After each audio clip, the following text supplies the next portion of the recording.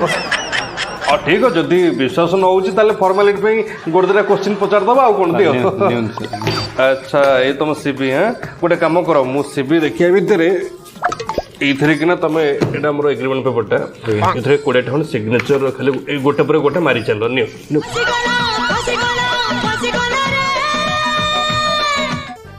what सप्तम fail वाह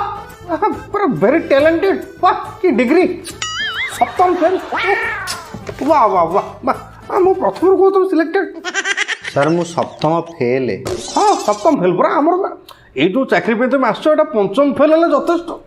तुम 2 वर्ष बेकार बर्बाद कल तुम स्कूल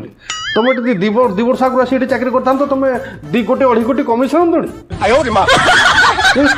सर मु सिलेक्ट हो गली